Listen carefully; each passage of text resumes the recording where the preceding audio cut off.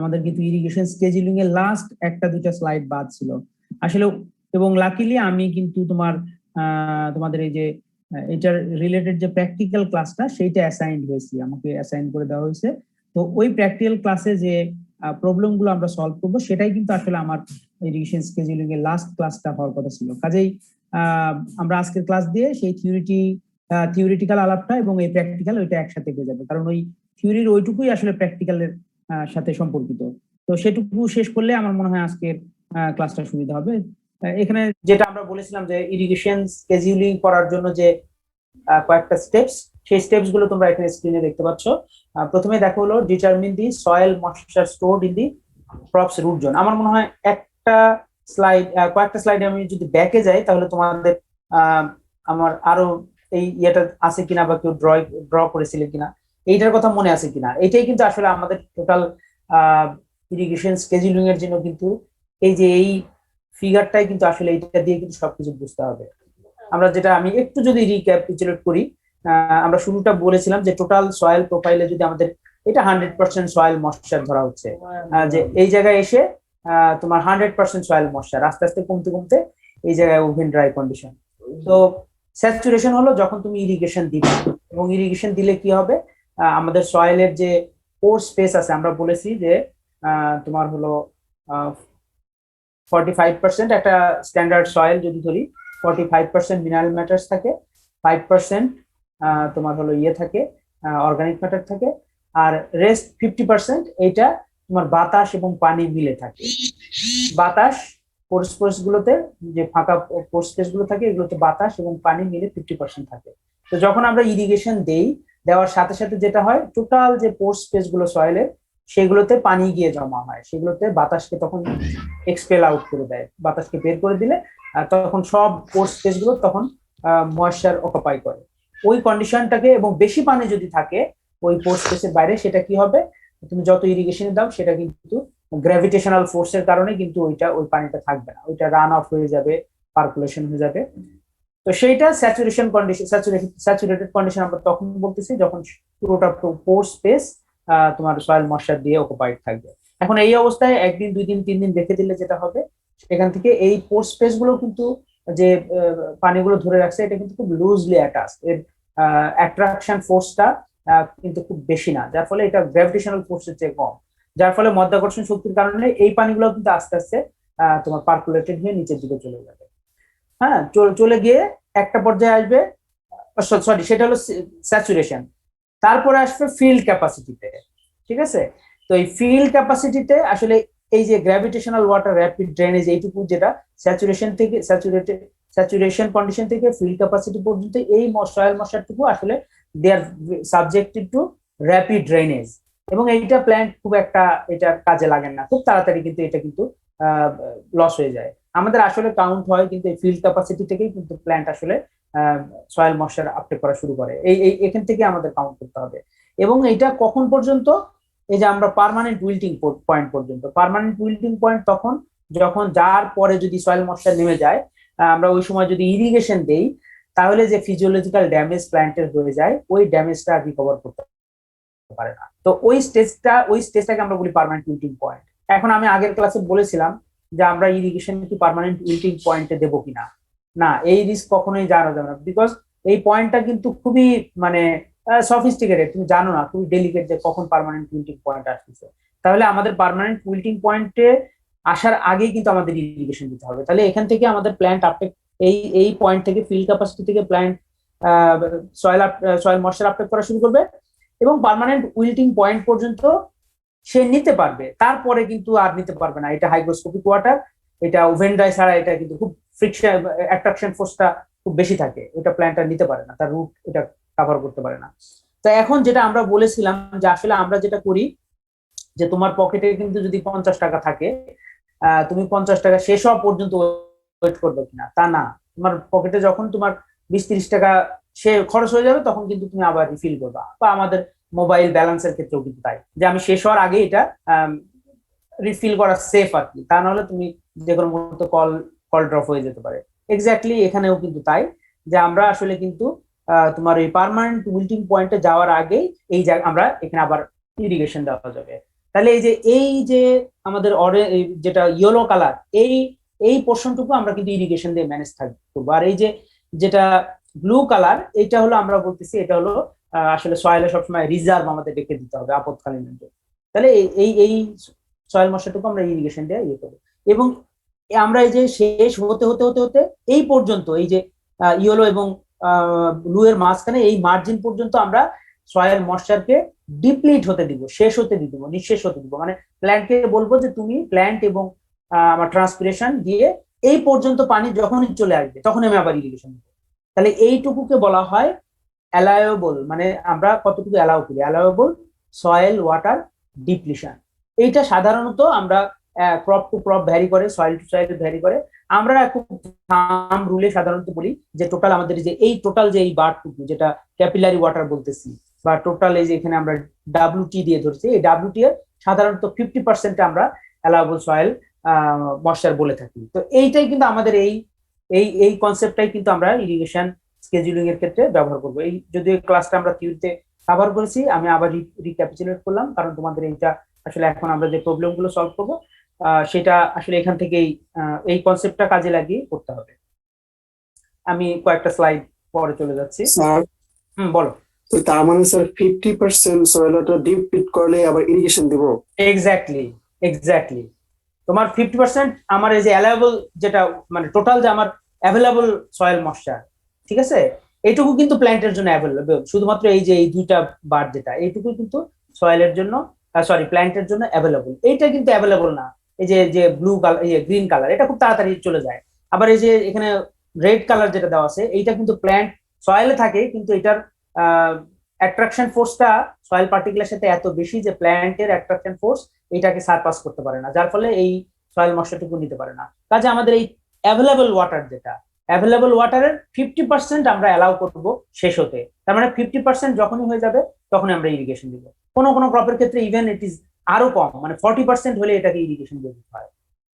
বোঝা গেল? মানে বেশি রিজার্ভ রাখতে হয় কোনো কোনো ক্রপ, যে ক্রপ গুলো সয়েল ময়শ্চার স্ট্রেসের প্রতি খুব বেশি সংবেদনশীল, সেইগুলোকে আমরা 50%ও যেতে দেবো না। এটা আসলে ক্রপ টু ক্রপ ভ্যারি করে, সয়েল টু সয়েলও ভ্যারি করে। হ্যাঁ, যদি এটা স্যান্ডি সয়েল হয়, তুমি মানে খুব তাড়াতাড়ি এটা ড্রেনেজ হয়ে যাবে, কাজে সেক্ষেত্রে তোমার বা ইভাপোরেটেড হয়ে যাবে, সেই জায়গায় তোমাকে এত মানে 50% যাওয়ার সুযোগ নাই। 40% হলে তুমি ইরিগেশন ওয়াটার দিয়ে দেবা। এটা আমরা যে প্রবলেম গুলো সলভ করবো, কোথাও যদি বলে দেওয়া থাকে তাহলে বলে দেওয়া থাকবে, আর না বলে থাকলে তোমরা 50% ধরে ধরে নিতে পারবা। ক্লিয়ার হলো? জি স্যার। আচ্ছা, ওকে। তাহলে আমরা যদি ইরিগেশন স্কেজুলিং করতে যাই, তাহলে আমাদের যে এই 4টা স্টেপ একটু মনে রাখবা। তাহলে এটা করলে কিন্তু আমাদের যে কোনো ইরিগেশন স্কেজুলিং, কতটুকু ময়শ্চার লাগবে বা সরি কয়দিন পরে ইরিগেশন দিতে হবে, এই এই জিনিসটা জানা যাবে। প্রথম স্টেপটা দেখো, step 1, determine the soil moisture stored in the crops root zone. তার মানে অ্যাভেলেবল সয়েল ময়শ্চার, এইটা প্রথমে আগে তোমাকে বের করতে হবে। সেটা কোনটা আমি বারবার কিন্তু ব্যাক এন্ড ফোর্থ এই ইয়েটাতে যাবো, স্লাইডটাতে যাবো। অ্যাভেলেবল সয়েল ওয়াটার তাহলে কোনটা, এডব্লিউ যেটা হলো এই যে আমার এইটা, এই যে এখানে আমি বুঝাচ্ছি ডাব্লিউ টি দিয়ে, এই যে ইয়েলো এবং এই যে ব্লু রেজিন, এই দুইটা মিলে এটা হলো আমার অ্যাভেলেবল সয়েল ময়শ্চার। তাহলে এটা প্রথমে আগে আমাকে বের করতে হবে যে আমার সয়েলে কতটুকু ময়শ্চার প্ল্যান্টের জন্য অ্যাভেলেবল আছে। তারপরে হলো ডিটারমিন দি অ্যালাউয়েবল ডিপ্লেশন অ্যামাউন্ট। তার মানে তুমি ওই যে যেটা আমি বললাম 50%, কোনো ক্রপের ক্ষেত্রে 40%, এটা তোমাকে জানতে হবে। যদি তুমি এটা কিভাবে ডিটারমিন, ডিটারমিন মানে এখানে তোমাকে নির্ণয় করতে হবে। আসলে নির্ণয় করার কিছু না, এগুলো কিন্তু অনেক স্টাডি করে ক্রপ টু ক্রপ তারা বলে দিয়েছে যে ভুট্টার ক্ষেত্রে তোমার 50%, হুইটের ক্ষেত্রে 50%, বা কোনো ক্রপের ক্ষেত্রে 60% হতে পারে। কতটুকু পর্যন্ত তুমি অ্যালাউ করবা পানিটাকে শেষ হতে, সেটা সেটা তোমাকে যদি তোমার আগে থেকে জানা থাকে, সেটা তুমি জানা থাকলা, অথবা তোমাকে এটা নিয়ে লিটারেচার বা রিসার্চ করে তোমাকে এটা বের করতে হবে। The amount of soil moisture depletion at which irrigation should begin. আচ্ছা, এটা সাধারণত 50%, 60% এটা বলে দেওয়া থাকে। তাহলে স্টেপ 1 আমাদের ডিটারমিন করতে হবে, স্টেপ 2 আমাদের আসলে জানতে হবে, স্টেপ 3 যেটা ট্র্যাক ক্রপ ইভাপোট্রান্সপিরেশন। তার মানে ক্রপ লস যেটা হচ্ছে, সয়েল ময়শ্চার লস যেটা হচ্ছে, ক্রপ লস না, track crop evapotranspiration to determine when cumulative crop evapotranspiration since the last irrigation is equal to the allowable depletion। একটু জটিল মনে হচ্ছে, আমি আবার যদি তোমরা একবার পড়ো, ট্র্যাক ক্রপ ইভাপোট্রান্সপিরেশন, তার মানে তোমাকে ইভাপোট্রান্সপিরেশন ইভাপোট্রান্সপিরেশন তো মনে আছে, একটা সয়েলের একটা ক্রপ ফিল্ড থেকে প্ল্যান্ট যে পরিমাণ ট্রান্সপিরেশন করতেছে এবং সয়েল থেকে যে পরিমাণ ইভাপোরেশন হচ্ছে, এটা যদি তুমি এমনি রেখে দাও তাহলে এটা দুইটা প্রসেসই কিন্তু চালু থাকে। তাহলে এই দুইটার সমষ্টিকে বলা হয় ইভাপোট্রান্সপিরেশন। তো ইভাপোট্রান্সপিরেশনে সয়েল ময়েশ্চার লস হচ্ছে, বলছে তোমাকে স্যার, বলো। অ্যালায়েবল ডিপ্লেশন অ্যামাউন্ট মানে কি? এতক্ষণ তো এটাই বললাম যে তোমার টোটাল যে অ্যাভেলেবল ওয়াটার আছে সেইটার কত দূর পর্যন্ত তুমি এই ইভাপোট্রান্সপিরেশনের মাধ্যমে শেষ হয়ে। আমি একটা কথা বলি যে তোমাকে তোমার মনে করো ইয়ে আছে, বাসায় চাল আছে, তুমি 20 কেজি বা 50 কেজি চাল কিনলা, ঠিক আছে? তুমি মনে করো ফ্যামিলি ম্যান 50 কেজি চাল কিনলা। এখন তুমি কি একেবারে 50 কেজি শেষ হওয়ার পরেই কি আবার নতুন চাল কিনবা আবার গিয়ে? এটা জাস্ট একটা ফ্যামিলি ম্যান হিসেবে যারা বা একটা ফ্যামিলি অপারেট করে তারা কিভাবে চিন্তা করে তোমার মনে করো 50 কিলোগ্রাম চাল আজকে কিনলা, তোমার বাসায় 2 জন বা 3 জন মেম্বার, প্রতিদিন শেষ হচ্ছে, খাচ্ছ। এখন 50 কিলোগ্রাম শেষ হওয়া পর্যন্ত কি তুমি ওয়েট করবা চালের জন্য? হ্যাঁ, এটা অনেকেই করতে পারে, কিন্তু সবাই যেটা করবে যে সাধারণত 5 কিলোগ্রাম থাকতেই তার ফ্যামিলি থেকে যিনি কুক তিনি বলে দিবেন আমাদের চাল কিন্তু শেষের দিকে, আর 3 কিলোগ্রাম বা 4 কিলোগ্রাম আছে, চাল কিনতে হবে। আমি কি তোমাকে বুঝাতে পারছি? তাহলে এই যে 50 কিলোগ্রামের কতটুকু যাওয়ার পর তুমি আবার নতুন করে আবার চাল কিনবা, এটাকে আমরা বলতেছি অ্যালায়েবল ডিপ্লেশন অ্যামাউন্ট। যে হ্যাঁ, আমরা 50 কিলোগ্রাম কিনবো প্রতি মাসে, এবং যখনই ওই 50 কিলোগ্রাম আমার মানে তোমার হলো 47 কিলোগ্রাম শেষ হয়ে যাবে বা 40 কিলোগ্রাম শেষ হয়ে যাবে, তখন আমি আবার নতুন করে চাল কিনবো। সবসময় হাতে 10 কিলোগ্রাম রিজার্ভ থাকবে। এখানে আমাদের তাহলে অ্যালায়েবল ডিপ্লেশন হলো 40 কিলোগ্রাম। আমি কি বুঝাতে পেরেছি? জি স্যার। Okay, thank you.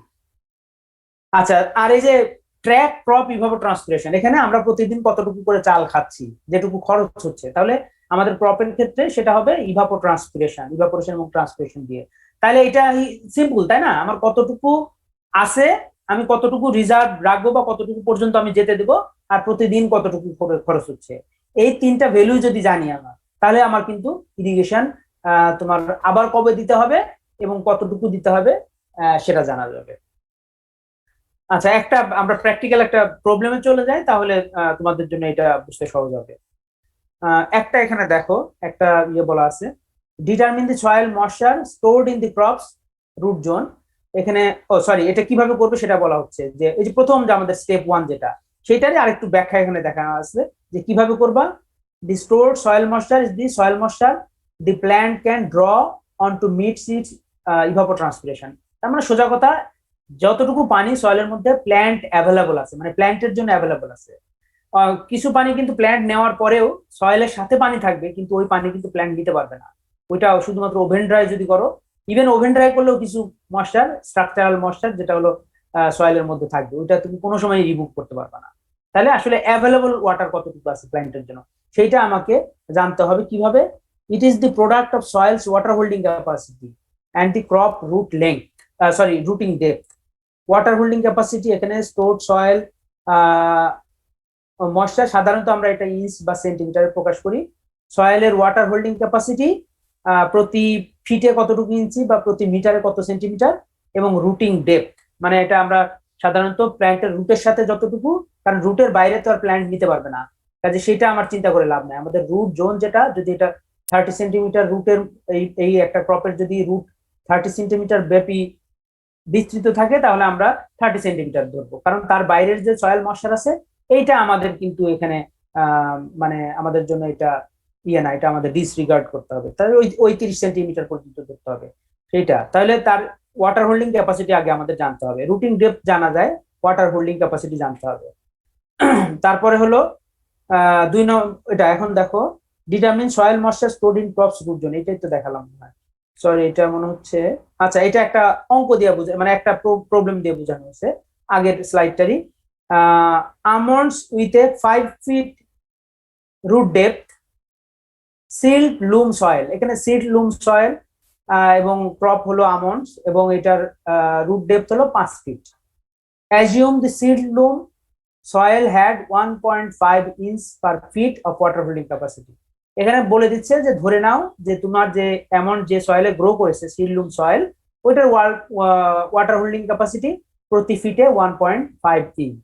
তাহলে টোটাল আমাদের কতটুকু সয়েল ময়েশ্চার আছে ওই রুট জোনে, সেটা হলো 1.5 ইন্টু 5 ফিট, তার মানে 7.5 ইঞ্চেস আমাদের ওয়াটার হোল্ডিং, ওইটা টোটাল অ্যাভেলেবল ওয়াটার আছে অ্যামাউন্টের জন্য। সিম্পলি এই দুটা গুণ করে দাও আমাদের এই আগের স্লাইডের এই ফর্মুলা দিয়ে। আচ্ছা, পরের স্টেপ হলো ডিটারমিন দি অ্যালাউয়েবল ডিপ্লেশন অ্যামাউন্ট। এটা আমি আর এখন এটা নিয়ে অনেক কথা বললাম, এটা আর ওই যে ওই কথাগুলো আসলে এখানে থিওরি ক্লাসের স্লাইড ছিল তো এই জন্য অনেক পয়েন্ট লিখা, আমি অলরেডি এগুলো কভার করছি, আর এগুলো নিয়ে বলবো না। এখন দেখো ডিটারমিন দি অ্যালাউয়েবল ডিপ্লেশন অ্যামাউন্ট, এটাই জাস্ট একটা ওই আর একটা হলো জাস্ট ওইটারই প্রবলেম দিয়ে বোঝানো হয়েছে যে অ্যামাউন্টের ক্ষেত্রে তোমার 50% অ্যালাউয়েবল সয়েল ওয়াটার ডিপ্লেশন, তাই না?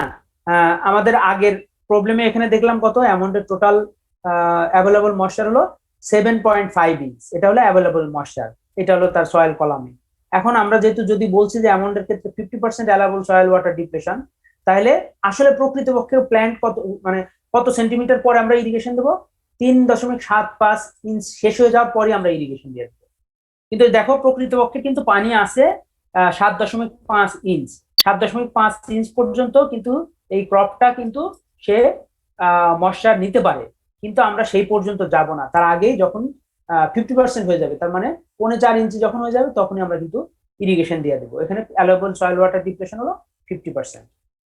এখন বলছে determine irrigation interval by using crop evapotranspiration. এখন ইভাপোট্রান্সপিরেশন এস্টিমেট করার জন্য কিন্তু কিছু মেথড আছে, সেগুলো অনেক বিস্তারিত আমি থিওরি ক্লাসে বলেছি, অনেক অনেক মেথড আছে আসলে। সাধারণত আমরা সবচেয়ে বেশি যেটা ইউজ করি সেটা হলো প্যান ইভাপোরেশন মেথড। তুমি যে কোনো প্যান ইভাপোরেশন এবং সেটার সাথে হলো যে তোমার হলো রেফারেন্স ক্রপ দিয়ে বা লাইসিমিটার দিয়ে এবং রেফারেন্স ক্রপ দিয়ে তোমার ওই যে একটা ক্যালকুলেশন করে ইভাপোট্রান্সপিরেশন বের করা হয়। এক একটা ক্রপের জন্য এক এক রকম হতে পারে, এটা সয়েল টু সয়েল ভ্যারি করে, রেজিয়ন টু রেজিয়ন ভ্যারি করে, কোন ক্রপের জন্য করতেছো সেটা ভ্যারি করে, অনেকগুলো ফ্যাক্টর জড়িত আছে। তবে ইভাপোট্রান্সপিরেশন এটা এস্টিমেট করা যায়।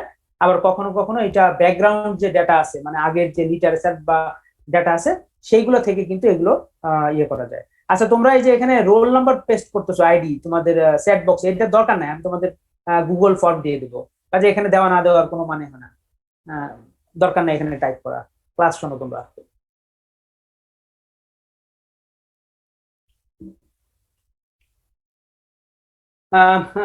ওইটারই ধরো এখানে বলা হচ্ছে যে ফ্রম হিস্টোরিক্যাল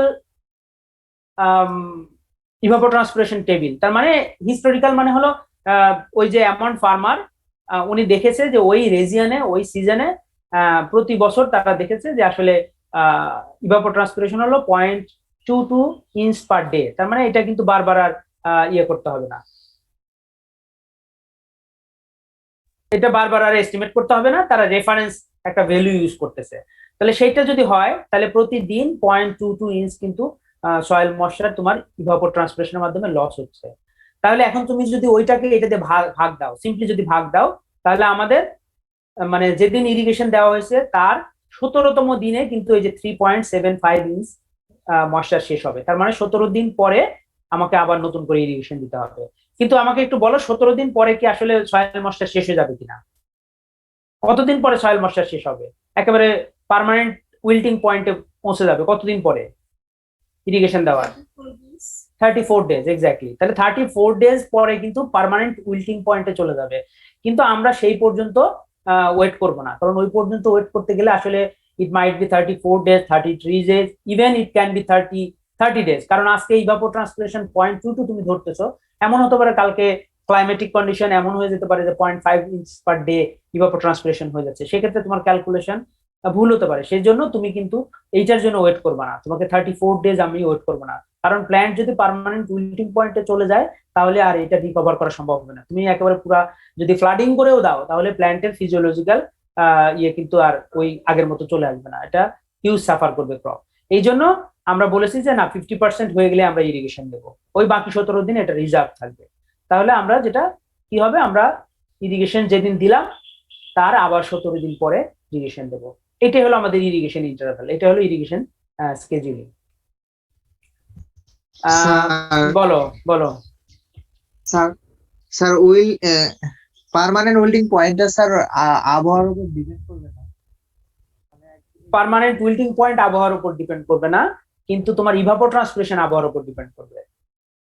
তাহলে পার্মানেন্ট উইল্টিং পয়েন্ট আগে এগিয়ে আসবে না, তাড়াতাড়ি চলে আসবে না। তোমার যদি আজকে 0.22 ইঞ্চ পার ডে যদি তোমার সয়েল ময়েশ্চার লস হয়, আজকে যদি 1 ইঞ্চ করে যদি সয়েল ময়েশ্চার হয়ে যায়, তাহলে তোমার এই যে 7.5 ইঞ্চ যেটা, এটা তাড়াতাড়ি শেষ হয়ে যাবে না? ওই 7.5 ইঞ্চ শেষ হলেই তো পার্মানেন্ট উইল্টিং পয়েন্টে চলে আসবে। কে যে প্রশ্নগুলো বুঝছো কিনা?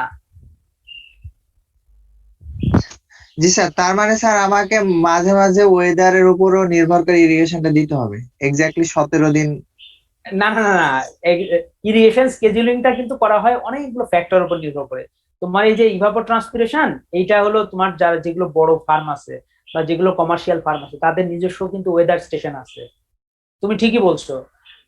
এটা হলো জাস্ট সিম্পল একটা ক্যালকুলেশন যে আমি এইভাবে যদি চলে প্রতিদিন, তাহলে 17 দিন পরে আমি ইরিগেশন দিব। কিন্তু তুমি প্রতিদিন ওয়েদার স্টেশনের ডাটা দেখতেছো, কালকে হঠাৎ করে দেখলা 1 সেন্টিমিটার হয়ে গেল, তাহলে কি তুমি 17 দিন পরে দিবা? আরো এগিয়ে আসবে, তাই জি না? স্যার। এক্স্যাক্টলি সেটাই। জি স্যার, জি স্যার, বড় জি বড় স্যার, বড় জি স্যার। ফার্মে কিন্তু তোমার তাদের ওয়েদার স্টেশন ইনস্টল করা থাকে, এবং তারা কিন্তু এই সয়েলের কিন্তু ইভাপো ট্রান্সপিরেশন তারা এটা এস্টিমেট করে, তারা এটা রেকর্ড করে, মনিটর করে প্রতিদিনের জন্য, এবং সেই অনুযায়ী কিন্তু তখন এটা তোমার ইয়ে করা হয়। এবং এইগুলো কিন্তু এখন কিন্তু আর এইভাবে খাতা কলমে করে না, এগুলো কিন্তু অনেক সফটওয়্যার আছে যেগুলোতে তোমার ওই যে প্রতিদিনের যে ইভাপো ট্রান্সপিরেশন ডেটা, এগুলো কিন্তু সরাসরি যখন তুমি ইনপুট দিবা, তখন সে একটা মডেল তৈরি করবে। হ্যাঁ, এবং এটা কিন্তু রেগুলার চেঞ্জ হবে। এটা অনেকটা তোমাদের ওই যে আমাদের ক্রিকেট খেলতে গেলে তোমার স্যার রিকোয়ার্ড, আরেকটা প্রশ্ন ছিল। বলো, রান রেটের মতো।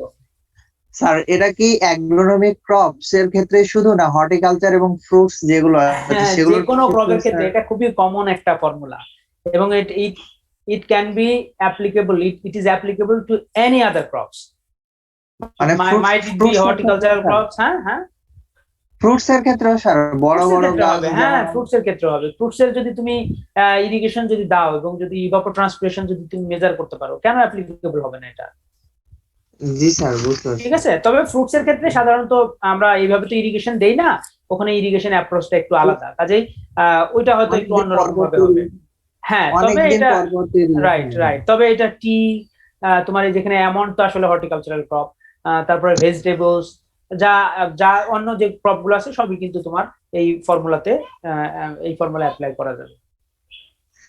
আচ্ছা, এবার এখানে আচ্ছা কিছু, জি স্যার, বুঝতে পারছি। এটা ইরিগেশন স্কিজুলিং এর এই ইয়েটা আমার এখানে দেওয়ার দরকার নাই। এটা এটা আমি আলাপ করব না এখন। এই যে আমরা আসলে প্র্যাকটিক্যাল ক্লাসের এখন যে কয়েকটা প্রবলেম আমরা সলভ করবো সেটাতে ঢুকলাম। এই প্রিঅ্যাম্বল গুলো আমার দেওয়া দরকার ছিল তোমার ম্যাথ সলিউশন করার জন্য, সলভ করার জন্য, না হলে এটা কিন্তু হবে না। ওই আমাদের আসল ইয়েতে চলে যাচ্ছে। এখন একটা একটা করে, খুব বেশি না, তিনটা মনে হয়, দুটা বা তিনটা ইয়ে দেওয়া আছে, প্রবলেম দেওয়া আছে। এই প্রবলেম গুলো তোমরা ইয়ে করলে মোটামুটি বাকিগুলো তোমরা ধারণা পেয়ে যাবে। আমি আর খুব বেশি ইয়ে করবো না, জাস্ট দুই বা তিন রকম, দুই তিনটা আমি ইয়ে নিয়ে আসছি এখানে, কারণ এইভাবে আসলে ইয়েতে খুব বেশি সুযোগও থাকে না সামনাসামনি হলে। দেখো হয়তো এখানে 1 নম্বর প্রবলেম 1 যেটা, ক্যালকুলেট দি ইরিগেশন ইন্টারভাল। তোমাদের ওই যে আইটি যেটা, এটার সংক্ষিপ্ত এটা নাও দেওয়া থাকতে পারে, এটা আমি আমার মতো ধরেছি ক্যালকুলেশনের সুবিধার জন্য। Calculate the irrigation interval when, তার মানে কিছু কন্ডিশন দেওয়া আছে। ফিল্ড ক্যাপাসিটি হলো 20%, permanent wilting point 8%, bulk density মানে সয়েলের bulk density 1.4 gram per cc, সয়েলের বাল্ক ডেন্সিটি, এবং রুট ডেপথ, ওই ক্রপের রুট ডেপথ যে ক্রপ এখানে বলা হচ্ছে সেটা হলো 60 centimetre. Evapotranspiration rate 0.5 centimetre per day, এবং allowable depletion amount 25% of available soil water. খেয়াল করে দেখো, আমি বলছি 50%, কিন্তু এখানে কিন্তু আরো বেশি কনজারভেটিভ, তাই না? এখানে কিন্তু অনলি 25% হলেই সে ইরিগেশন দিয়ে দিবে। মানে 3/2 সরি 4/1 পানি শেষ হলে, অ্যাভেলেবল সয়েল ওয়াটারে 4/1 শেষ হলে আবার ইরিগেশন দেবে। তার মানে এই ক্রপটা হয়তো বা খুব সেন্সিটিভ, যার ফলে তোমার ওই 50% পর্যন্ত যাচ্ছে না। ঠিক আছে, তখন আচ্ছা, এখন আমি যত অ্যাভেলেবল ডিপ্লিশন অ্যামাউন্ট ধরবো, কম ধরবো, তত আমার প্রবলেমটা কি হবে বলো তো? আমি খুব তাড়াতাড়ি বেশি ইরিগেশন দিতে হবে। ইরিগেশনের কিন্তু তোমার ময়েশ্চার কিন্তু লস, ইরিগেশন ওয়াটারের লস হবে, তোমার খরচ বেশি হবে, তাই না? পানির খরচ বেশি হবে, লেবারের খরচ বেশি হবে, হ্যাঁ, তোমার ফিউয়েল কিনতে হবে। এই জন্য আমি তো 10%ও ধরতে পারতাম। এই জন্য এটা আসলে ক্রপ টু ক্রপ ভ্যারি করে, যে ক্রপ গুলো খুব বেশি সংবেদনশীল সেনসিটিভ ময়েশ্চার স্ট্রেসের ক্ষেত্রে সেই সব ক্রপ গুলোতে হয়তো একটু কম ধরা হয়, কিন্তু এটা একটা স্ট্যান্ডার্ড কিন্তু রুল আছে, এটা আগে অনেক রিসার্চ করে তারা কিন্তু একটা স্ট্যান্ডার্ড বের করেছে, এটা আমরা মোটামুটি জানি যে এই ক্রপের ক্ষেত্রে তোমার অ্যালায়েবল সয়েল ওয়াটার ডিপ্লেশন এই পরিমাণে। এরকম একটা টেবিলও সম্ভবত আমি তোমাদের হয়তো দিতে পারবো যে কোন ক্রপের ক্ষেত্রে কত। যদি তোমার প্রবলেমে কখনো বলে না দেওয়া থাকে, তুমি 50% ধরতে পারো, অথবা ওই ক্রপের চার্টে যেটা দেওয়া থাকবে সেটা তুমি ধরতে পারো। এটা এই সিম্পল, এই যেটা আমরা জাস্ট ভাগ দিলাম 7.5 কে তোমার 0.22 দিয়ে, সরি 3.75 কে 0.22 দিয়ে ভাগ করলাম, ওই ফর্মুলাটা এখানে, irrigation interval equal to allowable depletion amount, কতটুকু পানি আমি ওই যে তোমার 7.5 ছিল ওইটা অ্যাভেলেবল থেকে আমি কতটুকু ডিপ্লিট করতে দিব, অ্যালায়েবল ডিপ্লেশন অ্যামাউন্ট 3.75 পর্যন্ত আমি ডিপ্লিট মানে নিঃশেষ হয়ে যাওয়া বা শেষ হয়ে যাওয়া, ওই পর্যন্ত আমি অ্যালাউ করব, ওই পর্যন্ত আমি প্ল্যান্টকে বলবো যে তুমি নিতে থাকো, ওইটা এডিএ আমরা বলতেছি। আর নিচে হলো ইটি, ইভাপোট্রান্সপিরেশন দিয়ে জাস্ট সিম্পলি ভাগ করে দেব।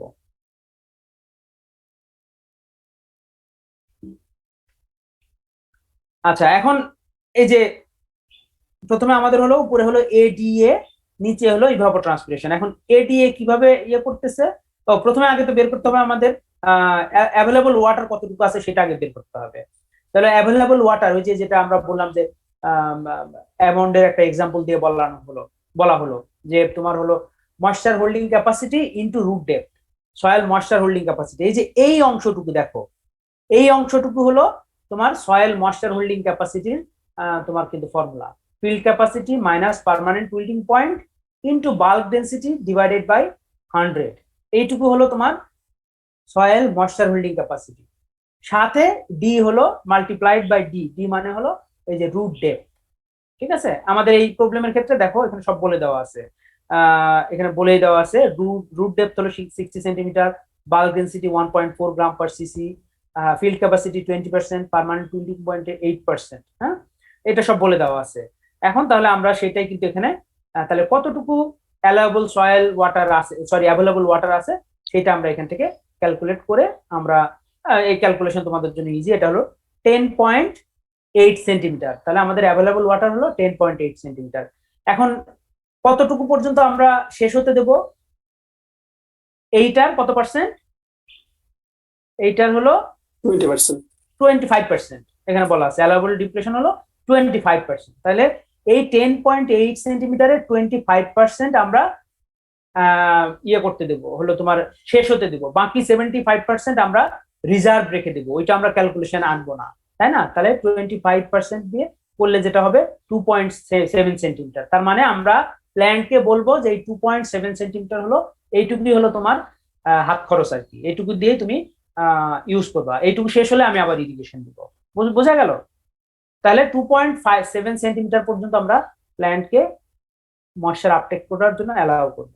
আর আমাদের ইভাপোট্রান্সপিরেশন রেট এখানে বলে দেওয়া ছিল হলো 0.5 সেন্টিমিটার পার ডে, তাহলে আমাদের 2.5 সেন্টিমিটার এখন তাহলে প্ল্যান্ট এই পর্যন্ত আমরা ইয়ে করতেছি, প্রতিদিন খরচ হচ্ছে হলো 0.5 সেন্টিমিটার, তাহলে আমরা যদি ভাগ করি তাহলে 5.4 ডেজ, তাহলে ফ্র্যাকশন না দিয়ে তোমরা যেটা করবা সেটা 5 ডেজও করতে পারো, অঙ্কে ভুল হবে না, 6 ডেজ যদি লেখো তাও ভুল হবে না, হ্যাঁ দুইটাই ওকে, তাহলে 6 ডে, আর ওই জন্য আমি কিন্তু এখানে অ্যাপ্রক্সিমেটলি দিয়েছি যে আনুমানিক 6 দিন পরে আমরা আবার ইরিগেশন দিতে হবে, যেদিন ইরিগেশন দেওয়া হলো তার আবার 6 দিন পরে আমাকে ইরিগেশন দিতে হবে।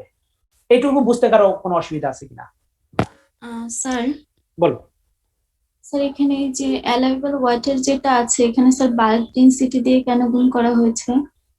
বাল্ক ডেনসিটি দিয়ে কোথায় গুণ করলাম? স্যার এই যে AW এখানে 1.4 যেটা বাল্ক, ওটা অ্যালাউয়েবল না, ওটা অ্যাভেলেবল ওয়াটার।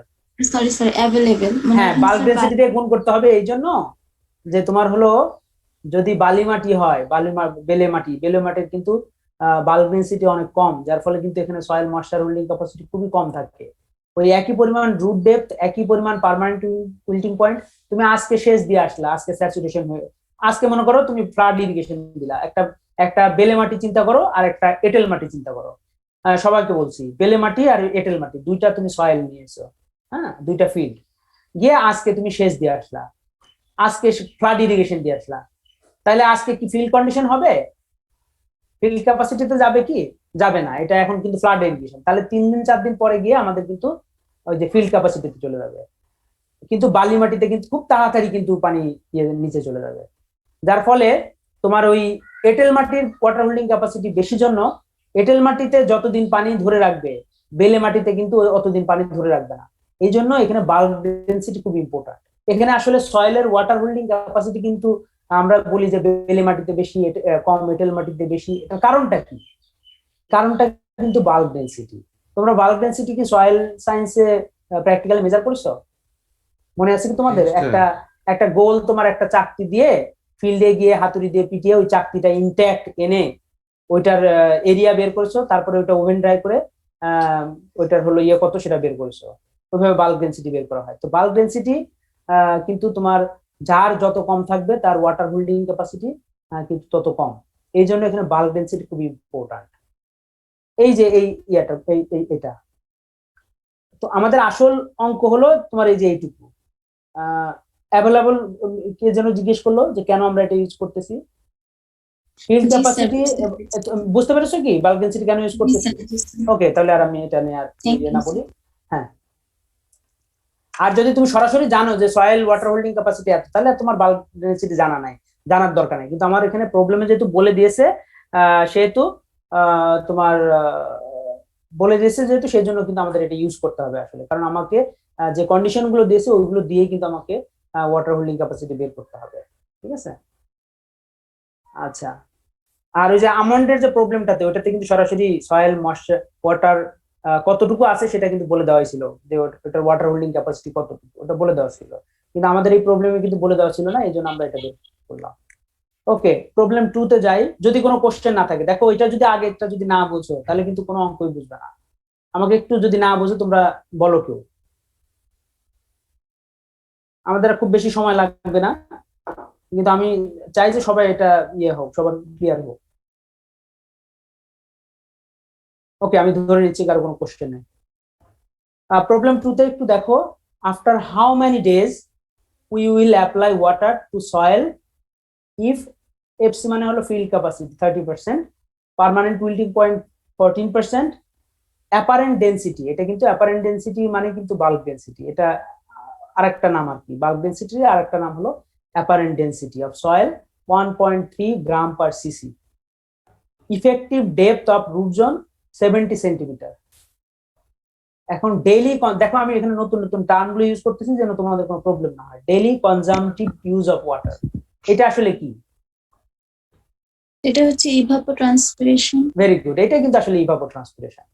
ডেইলি কনজাম্পটিভ ইউজ আসলে তো প্ল্যান্ট দুই ভাবেই কনজিউম করে, ইভাপোরেশন এবং ট্রান্সপিরেশন, মানে ইভাপোট্রান্সপিরেশন, ওইটাকে বলা হচ্ছে daily কনজাম্পটিভ use of water 12 millimetre. তাহলে আগেরটার মতোই না, এটা একইভাবে করতে হবে। এই জন্য আমি আর এটা সলিউশন এখানে দেইনি, ঠিক আগের মতোই, খালি এখানে দুইটা টার্ম চেঞ্জ করা হয়েছে। বাল্ক ডেন্সিটির বদলে অ্যাপারেন্ট ডেন্সিটি এবং ইভাপোট্রান্সপিরেশনের বদলে daily কনজাম্পটিভ use of water, same. আচ্ছা, তাহলে এখানে আফটার হাউ মেনি ডেজ, তার মানে ওই আগেরটার মতোই, কিন্তু আসলে তোমাকে ইরিগেশন স্কেজুলিং করতে বলতেছে। আজকে ইরিগেশন দিলাম, নেক্সট ইরিগেশন আমরা কবে দেবো, এইটা একটু খেয়াল করে দেখো। প্রবলেম 3 একটু জাস্ট সিম্পল, কিন্তু একটু তোমাদের জন্য কখনো না হয়, মানে পাজলড হয়ে না যাও পরীক্ষাতে। A farmer irrigated his field on 27th May 2020. Find out the next irrigation date considering the following particulars: field capacity 25%, permanent wilting point 15%, bulk density 1.3 gram per cc, root depth 1 meter, evapotranspiration 20 millimeter per day. এখানে ডিফারেন্সটা কোথায় এই প্রবলেমটাতে? Sir ইন্টারভ্যালটা বের করে পরে হ্যাঁ, exactly, এটা ডেটটা তোমাকে জানতে হবে। এখানে বলছে farmer irrigated his field on 27th মে, তাহলে নেক্সট ইরিগেশন ডেট আমি কিন্তু ডে বলি নাই, যে কত দিন পরে দিতে হবে, কত দিন পরে দিতে হবে এটা এক্স্যাক্টলি তুমি বের করবা। বের করে 27 তারিখে ধরে তুমি ওইটা আবার যোগ করে পরের ডেটটা বলবা। খালি খেয়াল করবা, যদি টিচার হয়, ঝামেলা করতে চায় কোনো টিচার, তাহলে সেক্ষেত্রে কিন্তু তোমাকে ফেব্রুয়ারি মাসের শেষের দিকে একটা ডেট দিয়ে দিবে। আমি কি বুঝতে পারছি তোমাদের? ফেব্রুয়ারি মাসের 27 তারিখে দিয়ে এখন এটা বলবে যে 2024 সালে। এখন যদি ওইটা লিপ ইয়ার হয় তাহলে তোমাকে একটু আবার চিন্তা করতে হবে, মানে পেঁয়াজ দিতে চাইলে কত রকম ভাবে দিতে পারে, এটা একটু খেয়াল করবা। সবাই মাথায় গেছে এটা? যে ডেটটা কিভাবে ইউজ করতে হবে তোমাকে জি, যদি স্যার। হ্যাঁ 27 তারিখ বলো, ফেব্রুয়ারি 27 তারিখে ডেট দেওয়া হলো, এই অঙ্কটাই মনে করো। ফেব্রুয়ারি 27 তারিখে দেওয়া হলো 2020 সাল। 2020 সাল কি লিপ ইয়ার কিনা? জি স্যার। তাহলে লিপ ইয়ার হলে ফেব্রুয়ারি মাস কত দিনে হবে? 29 দিন। 29 দিনে। তাহলে নেক্সট ডে তুমি আম, এটা হলো মার্চের কত তারিখ হবে, ওইটা কিন্তু তোমাকে একদিন পিছিয়ে যাবে, কিন্তু যেহেতু তোমার এটা সরি এগিয়ে আসবে, যেহেতু তোমার হলো ফেব্রুয়ারি মাস যদি হয়, ফেব্রুয়ারি মাস তোরা 29 দিনে হলে তাহলে পিছিয়ে যাবে না, সরি এগিয়ে আসবে না, এটা হিসাব করে আর কি।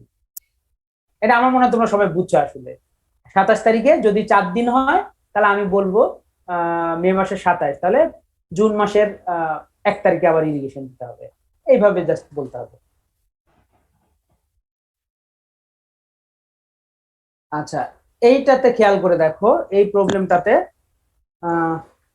Find out the quantity of irrigation water to be applied to wheat field with following information.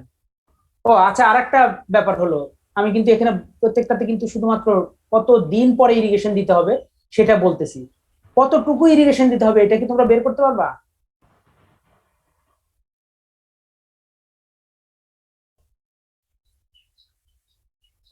Sir area দেওয়া থাকলে বের করা যাবে না? না, আমি কতটুকু মানে এখানে ভলিউম না, একটু একটু, হ্যাঁ এটা এই যে তুমি বলে এটা খুব ভালো করলে। আমরা কিন্তু লিটারের, তুমি ঠিকই বলেছো, এরিয়া যদি দেওয়া থাকতো তাহলে আমরা বলতে পারতাম, এবং এরিয়ার কতটুকু মানে লেভেল, কিন্তু আমরা এরিয়া সাধারণত দেই না। ইরিগেশন ওয়াটার সবসময় যেটা করা হয়, ওই যে তোমার কত ইঞ্চ ইরিগেশন এটা বা কত সেন্টিমিটার ইরিগেশন এটা চিন্তা করে বলা হয়। তাহলে এটা ইজি হবে না?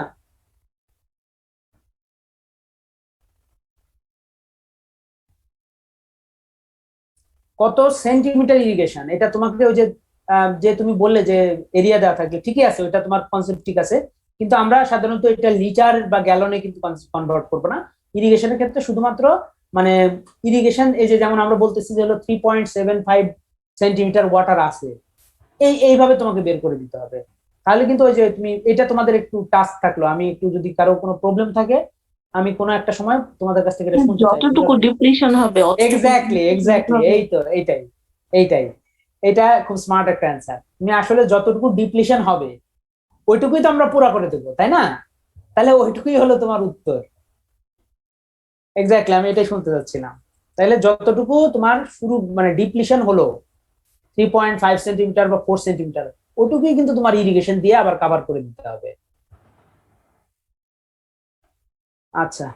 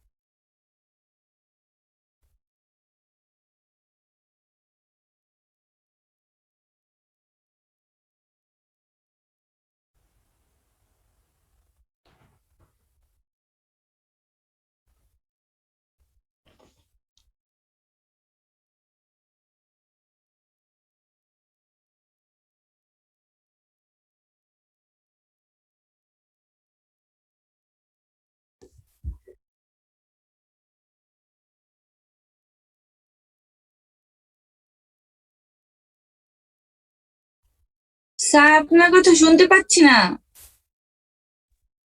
ওহো, আমি এতক্ষণ মিউট ছিলাম মনে হয় কয়েকটা। আচ্ছা আচ্ছা, সরি আমি কথা বলে যাচ্ছি কিন্তু হঠাৎ মিউট হয়ে গেছে চাপ লেগে। আচ্ছা দেখো, এই সয়েলটাতে মানে আমরা আমরা বলতেছি যে তোমরা যদি সয়েল সায়েন্সে দেখে থাকো বা ইয়ে করে থাকো, সয়েল প্রোফাইল যে আমরা পড়েছি, সয়েল প্রোফাইলে কিন্তু কখনো দেখবা না যে পুরা প্রোফাইল জুড়ে বা 1 মিটার ডেপথ যদি হয় বা 2 মিটার ডেপথ যদি চিন্তা করো, পুরাটা ডেপথ কিন্তু তোমার একই রকম সয়েল থাকে না, সয়েলের কিন্তু লেয়ার কিন্তু ভাগ করা থাকে। ঠিক আছে, তো কোনোটা হয়তো ক্লে সয়েল বা তার উপরে স্যান্ডি সয়েল, তার উপরে ক্লে লুম সয়েল, এরকম ভাগ করা থাকে। তো এখানে এই এই যে আমরা এখানে যে প্রবলেমটা দিয়েছি এখানেও কিন্তু তাই, যে একটা সয়েল দিয়েছে যেখানে হলো প্রথম টপ 15 সেন্টিমিটার সয়েল, এটা হলো তোমার এর ফিল্ড ক্যাপাসিটি দেওয়া আছে এবং তার অ্যাকচুয়াল ময়েশ্চার যেটা সেটা দেওয়া আছে, বাল্ক ডেনসিটি দেওয়া আছে, এইভাবে কয়েকটা লেয়ারের কিন্তু দেওয়া আছে। এখন সেইটা থেকে আমাদের বের করতে হবে যে এখানে এটার ইরিগেশন স্কেজুলিং করতে হবে ইয়েতে। তো এটা দেখি আমাদের দেওয়া আছে কিনা। এখানে যেটা করতে হবে তোমাদের ওয়াটার ডেফিসিট এই প্রত্যেকটা কলাম থেকে এই ফর্মুলা দিয়ে বের করে নিতে হবে। এই ধরনের সাম তোমরা বোঝো, এটা স্ট্যাটিস্টিক্সে এই ধরনের অঙ্ক করেছো মনে হয়। আই ইকুয়াল টু 1 থেকে n পর্যন্ত, তার মানে field capacity of I minus moisture content of I divided by 100 into bulk density of I into DI depth of I. তাহলে এই যে আই মানে কি, আসলে আই মানে হলো যে এক একটা লেয়ারকে আমি বলতেছি আই, ঠিক আছে। তাহলে প্রথমটার কত হবে, ফিল্ড ক্যাপাসিটি কত, প্রথমটার ফিল্ড ক্যাপাসিটি হলো 25, তার অ্যাকচুয়াল ময়েশ্চার কন্টেন্ট হলো 16.4, তাহলে এখানে 25 মাইনাস 16.4 ডিভাইডেড বাই 100 ইন্টু এর বাল্ক ডেন্সিটি হলো 1.39 এবং এর ডেপথ কত, ডেপথ হলো 15 সেন্টিমিটার, তাই না, 0 থেকে 15 পর্যন্ত। তাহলে এই লেয়ারের তোমার ওয়াটার ডেফিসিট কত সেটা বের হবে। একইভাবে এরকম যতগুলো লেয়ার আছে 4টা লেয়ারেরই তোমার এই আলাদা আলাদা মানে ওই একই ইকুয়েশন দিয়ে 4 বার বের করতে হবে, বের করে সাম করতে হবে। সাম মানে হলো জাস্ট এগুলোকে যোগ করতে হবে। তাহলে টোটাল সয়েল প্রোফাইলে কতটুকু ওয়াটার ডেফিসিট আছে বা কতটুকু ইরিগেশন আছে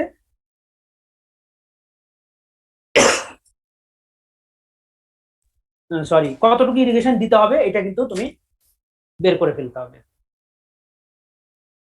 কোনো অসুবিধা আছে কিনা এইটুকু বুঝতে? এটা স্যার ডিফিসিট আছে বলতে স্যার কি বোঝাচ্ছে স্যার বুঝিনি। এখানে ডেফিসিট আছে মানে এইটুকুই তোমাকে ইরিগেশন দিতে হবে। এখানে কিন্তু আমরা পার্মানেন্ট উইল্টিং পয়েন্ট দেই নাই, একটু আলাদা এটা অঙ্কটা, ঠিক আছে। এখানে পার্মানেন্ট উইল্টিং পয়েন্ট না দিয়ে অ্যাকচুয়াল ময়েশ্চার কন্টেন্ট দেওয়া আছে। হ্যাঁ, তার মানে আমরা সাধারণত ইরিগেশন দেই হলো কোনো একটা সয়েলকে স্যাচুরেশন ফিল্ড ক্যাপাসিটিতে নিয়ে যাওয়ার জন্য। আমরা ইরিগেশন কতক্ষণ পর্যন্ত দেবো, যতক্ষণ আমার সয়েলটা ফিল্ড ক্যাপাসিটিতে না পৌঁছায়। তাহলে ফিল্ড ক্যাপাসিটিতে পৌঁছতে এই সয়েলটার 25% সয়েল ময়েশ্চার যখন হবে তখন আমরা এটাকে বলবো ফিল্ড ক্যাপাসিটি। কিন্তু আমার আছে কতটুকু, বর্তমান আছে হলো ওই সয়েলের ময়েশ্চার কন্টেন্ট 16.4, তাহলে বাকিটুকু আমাকে অ্যাড করতে হবে। ওইটাই এখানে বুঝিয়েছে যে তাহলে আমার ওইটুকুই তো আসলে আমাকে অ্যাড করতে হবে ইরিগেশন দিয়ে। তাহলে টোটাল সয়েলটাতে কতটুকু দিতে হবে, 4টা লেয়ারের যে দেওয়ার দরকার সেটুকুই যোগ করতে হবে। এটাকে একটু একটু একটু এটা কিন্তু 4টা বাকি 3টা থেকে একটু আলাদা। এটা যদি না মাথায় ঢোকে তাহলে আরেকবার ট্রাই করবো আমি অন্যভাবে হয়তো। এখানে কিন্তু ইরিগেশন অ্যামাউন্ট না বলে বলতেছে কতটুকু ডেফিসিট আছে।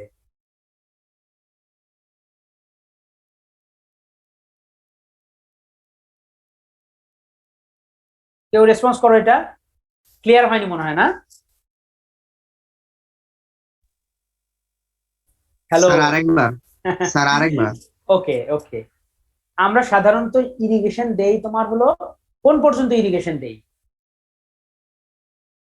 Field capacity. হ্যাঁ ফিল্ড ক্যাপাসিটি যখন পৌঁছে যাবে, কারণ তার বেশি তুমি যত ইরিগেশন দাও সেই পানিটুকু কি প্ল্যান্ট নিতে পারবে না স্যার, ওটা স্যার নিতে পারবে না। কাজে আমাদের ইরিগেশন তখনই ফুলফিল হবে যখন এটা ফিল্ড ক্যাপাসিটিতে পৌঁছে যাবে। তাহলে এক একটা সয়েলের ফিল্ড ক্যাপাসিটিতে পৌঁছতে এক এক রকম ইয়ে লাগে, সয়েল মশা লাগে, কারণ হলো তাদের ওই বাল্ক ডেনসিটির কারণে। এখন এই যে আমার একটা সয়েল বলছে যেটা প্রথম 15 সেন্টিমিটার, টপ 15 সেন্টিমিটার, ওর ফিল্ড ক্যাপাসিটি হলো 25%, মানে 25% যখন ময়েশ্চার হবে তখন ওই সয়েলটাকে আমরা বলবো ফিল্ড ক্যাপাসিটিতে পৌঁছে গেছে। তার মানে 25% পর্যন্ত আমার সেচ দিতে হবে, সেচ দিয়ে ওইটার ময়েশ্চার কন্টেন্ট 25% পর্যন্ত বানাতে হবে। কিন্তু এখন আছে কত, 16%, তাই না, 16.4%। তাহলে 16.4 থেকে ইরিগেশন দিয়ে আমাকে 25 পর্যন্ত নিয়ে যেতে হবে, ঠিক আছে। এটুকুই বলা হচ্ছে ওয়াটার ডেফিসিট। আমাকে এই 25% হলে আমার আর কোনো ডেফিসিয়েন্সি থাকবে না, ইরিগেশন দেওয়া হয়ে গেছে, ঠিক আছে। তাহলে এখানে কতটুকু ডেফিসিয়েন্সি আছে এই লেয়ারে সেটা বের করতে হবে। একইভাবে এই লেয়ারে কতটুকু বের করতে হবে, কারণ এই যে ক্রপটা চিন্তা করা হচ্ছে এখানে, সেই ক্রপটার রুট হয়তো 90 সেন্টিমিটার পর্যন্ত যায়, তাহলে আমাকে পুরো 90 সেন্টিমিটারই কনসিডার করতে হবে। কিন্তু আনফরচুনেটলি এখানে এই 90 সেন্টিমিটার পর্যন্ত সয়েলের একই রকম ফিল্ড ক্যাপাসিটি নাই, একই রকম ময়েশ্চার কন্টেন্ট নাই, একই রকম বাল্ক ডেনসিটি নাই, যার ফলে কিন্তু আমাকে 4টা আলাদা আলাদা হিসাব করতে হবে, করে 4টা যোগ করতে হবে। হ্যাঁ, এটাই এখানে বোঝানো হয়েছে, find out the quantity of irrigation water. এই যে এটাই কিন্তু এখানে বলা হচ্ছে যে ইরিগেশন ওয়াটার মানে কিন্তু ওয়াটার ডেফিসিট, যেটা ওয়াটার ডেফিসিট ওইটাই তো তুমি ইরিগেশন দিয়ে পূরণ করবা। হ্যাঁ, ওইটাই কিন্তু ইরিগেশন ওয়াটার। ওই যে এখানে বলতেছে find out the quantity of irrigation water, ওইটাই কিন্তু আসলে আমি এখানে সরাসরি লিখতে পারি কোয়ান্টিটি অফ ইরিগেশনে লিখতে পারতাম, আমি আলাদা অন্যভাবে লিখছি ওয়াটার ডেফিসিয়েন্সি কতটুকু আছে, সেইটাই আসলে। এখন তুমি যদি এই যে এই চিন্তাটুকু যদি না করো, এই যে এইটা দিয়ে তোমাদের কাছে যদি খুব প্যাঁচ লেগে যায়, এই যে সামেশন সাইন নিচে I1N এগুলো দিয়ে যদি প্যাঁচ লাগে, এইটার চিন্তা করার দরকার নাই। তোমার শুধুমাত্র আমার যে প্রথম যে ইকুয়েশন আছে, যে এখানে যে ইকুয়েশন, এই ইকুয়েশন দিয়ে এখানে পার্মানেন্ট উইল্টিং পয়েন্ট না দিয়ে এখানে হলো অ্যাকচুয়াল ময়েশ্চার কন্টেন্ট, এইটা দিয়ে প্রত্যেকটা লেয়ারের জন্য আলাদা আলাদা বের করবা, বের করে যোগ করবা। এখানে লেয়ারের ডেপথ হবে, প্রথম লেয়ারের ডেপথ 15 সেন্টিমিটার, পরের লেয়ারের ডেপথ কত? 15 সেন্টিমিটার। হ্যাঁ, তারপরের লেয়ারের ডেপথ 30 30, তারপরেরটা 30। হ্যাঁ এক্স্যাক্টলি, কেউ কিন্তু ভুলে এইটা 30 দিয়ে ফেলো না যে 0 থেকে 30 না, এটা 15 থেকে 30, কাজে এখানে 15 সেন্টিমিটার ডেপথ, এটা ডেপথ 30, এটা ডেপথ 30, ঠিক আছে? এইভাবে তোমাকে ক্যালকুলেশনটা করতে হবে। আমি জাস্ট কয়েক রকম প্রবলেম এখানে আনছি, আমি জানি না আরো হয়তো তোমরা যদি পুরাতন নোট দেখো বা সিনিয়র যারা ক্লাস করে গেছে তাদের যদি নোট দেখো, আমার কাছে মোটামুটি আমি মনে করি এগুলোর মধ্যে হলে হয়তো তুমি তোমার জন্য চলবে আর কি, পরীক্ষায় টাচ করার জন্য। তারপরে যদি তোমরা দেখো যে আরো ইয়ে আছে, অন্যরকম প্রবলেম দেওয়া আছে, সেগুলো বোঝার চেষ্টা করবা। যদি ইয়ে হয় তাহলে আমার কাছে এটা ইয়ে করবে। আর একটা এখানে প্রবলেম দেখতেছি, soil moisture contents in the different depth just before irrigation and 2 days after irrigation in a plot are given in the table. The depth of water applied to the plot as measured at the plot head was 20 centimeter. Work out the irrigation efficiency using the bulk density values given in the table. Assume এটা কি লিখছে, PET for 2 days following irrigation to be 1 centimeter. আচ্ছা, তাহলে এখানে আলাদা আলাদা layer দেওয়া আছে, soil moisture before irrigation, soil moisture 2 days after irrigation, bulk density দেওয়া আছে। আচ্ছা, এটা দিয়ে কি বের করতে হবে, soil moisture contained in the different depth just before irrigation. আচ্ছা, এখানে কি বলছে, work out the irrigation efficiency, irrigation efficiency তোমাকে বের করতে হবে। এই ম্যাথটা তোমাদের আমি এটা হোমওয়ার্ক দিলাম, এইটা সলিউশন করার চেষ্টা করবা। যদি না পারো তাহলে তোমাদের ক্লাস রিপ্রেজেন্টেটিভ আছে, তার সাথে আমাদের আরেকটা আমরা হয়তো 15 মিনিটের একটা ক্লাস করতে পারি তোমাদের অবসর সময়ে, জাস্ট যারা ইন্টারেস্টেড আর কি। আমি একটা জুম লিংক দিয়ে দেবো, সেটাতে তোমাদের যদি আরো কোনো কোশ্চেন থাকে, শুধুমাত্র এইটা না, টোটাল আমি আজকে তোমাদের হ্যান্ড আউট দিয়ে দেবো আমি ইরিগেশন স্কেজুলিং এর। এই ইরিগেশন স্কেজুলিং এর হ্যান্ড আউট পড়ে যদি কোনো তোমাদের আনসিন বা আনক্লিয়ার কোনো ম্যাটার থাকে, সেইটা আমরা কিন্তু সেই দিন কনসাল্ট করতে পারবো। তোমাদের ক্লাস রিপ্রেজেন্টেটিভ যে আছে তার কাছে বলবা আমাকে ফোন দিতে কোনো একটা সময় নিয়ে, যে কোনো সময়, আমার কোনো অসুবিধা নেই। 15 মিনিটের জন্য হয়তো আমি একটা জুম লিংক ওপেন করে সেইটাতে যারা যারা ইন্টারেস্টেড, আমরা কার কি প্রবলেম আছে এগুলো আমরা সলিউশন করতে পারি। এবং সেই সময় আমরা এই যদি সম্ভব হয় তোমাদের এই ম্যাথ এবং বা আরো একটা যেটা করতে হবে তোমাদের, কিন্তু ওই যে এগুলো কিন্তু ইয়েতে তুলতে হবে, প্র্যাকটিক্যাল শিটে তুলতে হবে, তাই না, লুজ পেপারে। তো লুজ পেপার মানে তোমরা যেভাবে খাতা প্র্যাকটিক্যাল নোটবুক করো আর কি, তো সেইটাতে তুলবে। তুলতে গিয়েও যদি কোনো প্রবলেম হয় তাহলে আমার সাথে কনসাল্ট করবে। আপাতত কোনো কোশ্চেন আছে কিনা তোমাদের? আচ্ছা, আমি তোমাদের এখন ইয়ে দেবো, অ্যাটেন্ডেন্সের ইয়েটা দেবো। স্যার এই ইয়ারটা যে প্র্যাকটিক্যাল খাতায় তুলবো, মানে স্যার এটা কি ওই যে স্টেপ থেকে স্যার তুলবো, মানে আজকে যে একটু ক্লাস নিলেন স্যার ওখান হ্যাঁ, থেকে? সেখান থেকে তুলতে পারো, অসুবিধা নেই। সেটুকু তুলে এই আমার যে কটা প্রবলেম দেওয়া আছে সেগুলো তুলতে পারো। যদি মনে করো আরো বেশি তুলতে পারো তোমাদের রেফারেন্স রাখার জন্য, সেটাও করতে পারো, আমার তো কোনো অসুবিধা নেই। মানে যত গুড তত মিষ্টি আর কি। তবে তোমাদের তো সময়ের ব্যাপার আছে, সেটা দেখতে পারো। আমি দেখো ইয়ে দিলাম তোমাদের, অ্যাটেন্ডেন্স একটা ফর্ম দিলাম, এটা খুব কুইকলি তোমরা ইয়ে করে ফেলো, ফিল আপ করে ফেলো, মানে অ্যাটেন্ডেন্স ফর্ম আর কি। স্যার এখানে ডেপথ অফ সয়েল লেয়ারের ক্ষেত্রে কি আপার লিমিটটা ধরবো না লোয়ার লিমিটটা ধরবো? বিয়োগ করবা দুইটা, আচ্ছা ওই লেয়ারের ইয়ে কত তোমার 30 থেকে 60, তাহলে কতটুকু হচ্ছে? 30, তাহলে স্যার সবগুলো তো 30 হবে। হ্যাঁ, প্রথমটা কত? প্রথমটা তো 30 থেকে 0 বিয়োগ করলে তুমি 30 কত নম্বর অঙ্ক বলছো? হ্যাঁ, এটা তো সবই 30 করে, এটা প্রত্যেকটা লেয়ার 30, কিন্তু এই যে এইটাতে কত ছিল? হ্যাঁ, এটাতে স্যার আলাদা আলাদা হবে। আলাদা আলাদা ছিল, তাই সেটাই। আর তোমরা ইয়ে পেয়েছো, লিঙ্কটা পেয়েছো? জি স্যার পেজ। আচ্ছা, ওইটা ফিল আপ করো। আর একটা হলো আজকের যেটা আমার টোটাল ক্লাসের হ্যান্ড আউট, তোমরা কিছু মনে করো না, আমি এটা কখনোই কাউকে দেই নাই আসলে। কারণ হলো কি, তোমাদের আমি ফিডব্যাক বলি যে আমাদের মধ্যে অনেক ইয়ে আছে, নতুন নতুন ইউনিভার্সিটি হচ্ছে, এই যে পিডিএফ যদি সরাসরি তোমাদের দিয়ে দেই, তাহলে হবে কি আমাদের এইটা করতে হয়, ধরো অনেক পরিশ্রম করে, অনেক ইয়ে করে এগুলো ক্লাস লেকচার তৈরি করতে হয়। আর ওরা করে কি, সরাসরি এই পিডিএফ গুলো তারা নিজের ক্লাস বলে চালায় দেয়। তো এটা আমাদের জন্য খুব কষ্টের। সেই জন্য যেটা করছি, আমি কিন্তু এটাতে একটা ওয়াটার মার্ক ব্যবহার করছি। এটা তোমরা কিছু মনে করো না, ওইভাবে প্রিন্ট করবে তোমরা, ঠিক আছে? আমি তোমাদের এখন লিঙ্ক দিয়ে দিচ্ছি, ওইটা থেকে তোমরা একটু সবাই ডাউনলোড করে নাও। আমি চ্যাট বক্সে দিয়ে দিচ্ছি।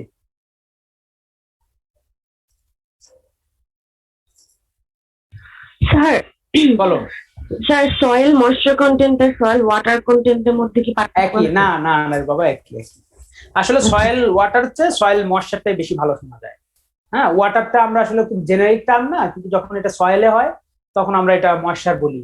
আবার যখন এটা ইয়ে হয় তোমার হলো বাতাসে যখন থাকে, সেটা আমরা কি বলি, হিউমিডিটি বলি বা ভ্যাপর বলি, তাই না? তো এটা আসলে সয়েল ওয়াটার বললে তোমার কোনো প্রবলেম নাই, এটাও অ্যাকসেপ্টেবল টার্ম।